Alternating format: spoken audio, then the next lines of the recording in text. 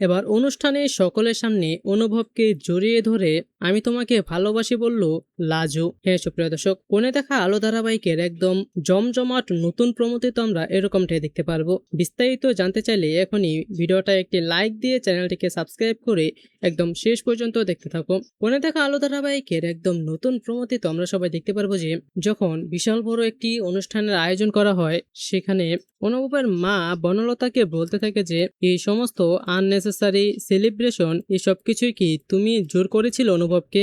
আর তখন বনলতা তাকে জানায় যে কথাটা আমি তোমাদের সকলের সামনেই তুলেছিলাম, আর অনুভব এই কথাতে এক কথায় রাজি হয়ে গেছে। আর অন্যদিকে আমরা দেখতে পাই যে অনুষ্ঠানে তো সকলেই চলে আসে, সমস্ত গেস্ট চলে আসে এবং অনুষ্ঠানও শুরু হয়ে যায়।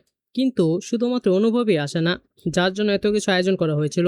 তখন তো এটা দেখে লাজু অনেক চিন্তায় পড়ে যায়। তারপর লাজু অনুভবকে কল দেয় আর বলতে থাকে যে এখানে তো সবাই তোমার জন্য অপেক্ষা করছে, তুমি আসছো না কেন এখনো। আর তখন অপর দিক থেকে অনুভব লাজুকে জানায় যে আর আমি তোমার জন্য অপেক্ষা করছি, আগে তুমি আমার মুখোমুখি দাঁড়িয়ে বলবে যে আমায় ভালোবাসো, তারপরে আমি যাব, তা না হলে না। আর এই কথা শুনে তো লাজু অনেক চিন্তায় পড়ে যায়, সে এখন কি করবে। আর তারপর এবার লাজু ফাইনালি চলে যায় অনুভবের কাছে এবং অনুভবকে জড়িয়ে ধরে বলে যে আমি তোমাকে ভালোবাসি।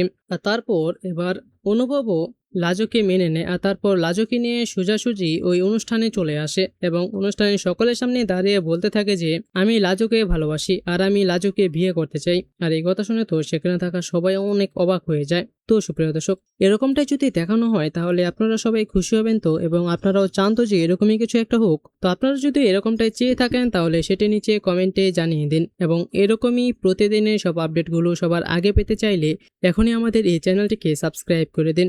ধন্যবাদ সবাইকে।